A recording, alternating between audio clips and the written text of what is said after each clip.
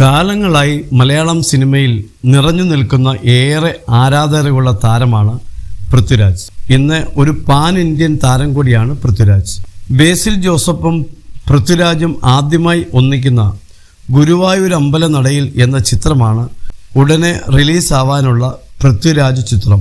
ജയ ജയ ജയ ജയ ഹേ എന്ന ചിത്രത്തിന് ശേഷം വിപിൻ ദാസ് സംവിധാനം ചെയ്യുന്ന സിനിമയാണ് ഗുരുവായൂർ അമ്പലനടയിൽ. പുതിയ അഭിനേതാക്കൾ മലയാളത്തിൽ ഉണ്ടാവുന്നത് തനിക്ക് സന്തോഷം നൽകുന്ന കാര്യമാണെന്ന് പറയുകയാണ് പൃഥ്വിരാജ്.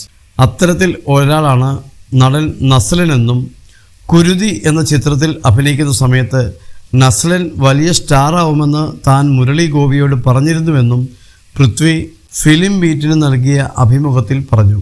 ഒരു പുതിയ ടാലൻ്റായിട്ടുള്ള അഭിനേതാവിനെ കാണുമ്പോൾ എനിക്കൊക്കെ വലിയ സന്തോഷമാണ്.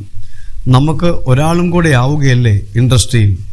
ഇവരൊക്കെ ഭാവിയിൽ മലയാളത്തിലെ മെയിൻ താരങ്ങളായി വരട്ടെ എന്ന് ഞാൻ ആഗ്രഹിക്കുന്നു. മലയാള സിനിമയിൽ ലെജൻഡ്സ് ഇപ്പോഴും നിലനിൽക്കുന്നത് കൊണ്ട് എന്നെ ഇപ്പോഴും യങ്ങർ ജനറേഷനിൽ പെടുന്ന ഒരാളായിട്ടാണ് കാണുന്നത് എന്നാണ് എനിക്ക് തോന്നുന്നത്.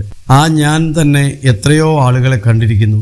ഇപ്പോൾ ടൊവിനോയാണെങ്കിലും അങ്ങനെ ഒരുപാട് പേരുണ്ടല്ലോ. ഇപ്പോൾ ഇതാ നസ്ലൻ.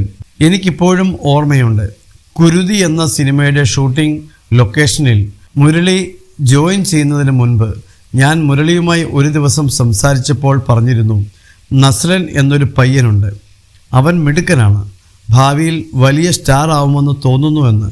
ഇപ്പോൾ നസ്ലൻ നല്ല പോപ്പുലറായ ഒരു യങ്സ്റ്റാർ ആയിട്ട് മാറിയില്ലേ? പൃഥ്വിരാജ് പറയുന്നു.